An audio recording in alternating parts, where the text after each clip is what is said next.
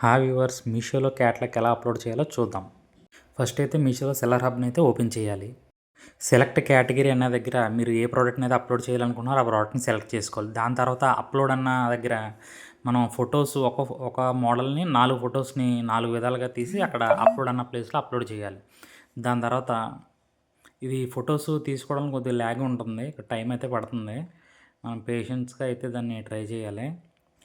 ఒక శారీని అయితే మనం సెలెక్ట్ చేసుకుని దాన్ని 4 ఫోటోలు తీసుకుని 4 విధాలుగా అప్లోడ్ చేయాలి. దాని తర్వాత కింద ప్రోడక్ట్ నేమ్ అని ఉంది కదండీ, ఆ ప్రోడక్ట్ నేమ్ మన శారీ అయితే ఏ మోడల్ అప్లోడ్ చేస్తున్నామో ఆ మోడల్ యొక్క నేమ్ అయితే అక్కడ రాయాలి. ఫొటోస్ అప్లోడ్ అయితే ఇంకా అవ్వలేదు. 4 ఫొటోస్ అప్లోడ్ చేయాలి కదా, టైం అయితే తీసుకుంటుంది. ఇప్పటికైతే 3 అయినాయి.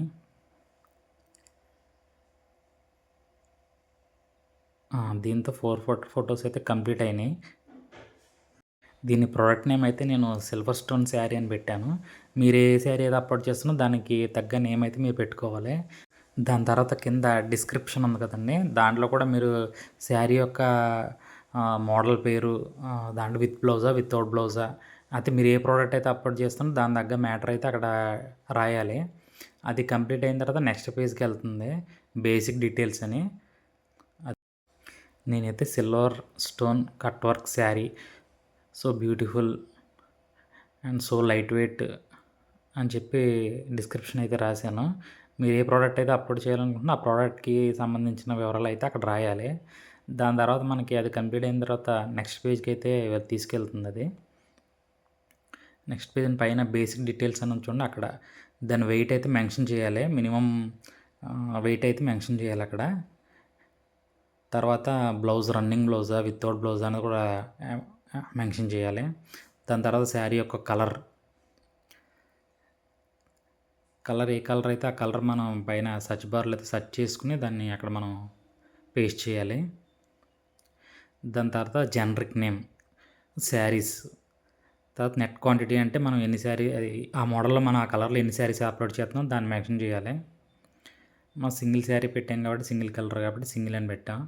దాని తర్వాత ప్రింట్ ప్యాటర్న్ దాన్ని కూడా మనం సెలెక్ట్ చేసుకోవాలి. అక్కడ ఆప్షన్స్ అయితే ఉంటాయి, ఆప్షన్స్లో మనకి శారీకి సంబంధించింది ఏదైతే ఉందో దాన్ని అయితే సెలెక్ట్ చేసుకోవాలి. తర్వాత శారీ ఫ్యాబ్రిక్ ఏ క్వాలిటీ అన్నది కూడా మనం సెలెక్ట్ చేసుకోవాలి. ఇవైతే చాలా టైం ప్రాసెస్ అయితే తీసుకుంటాయి.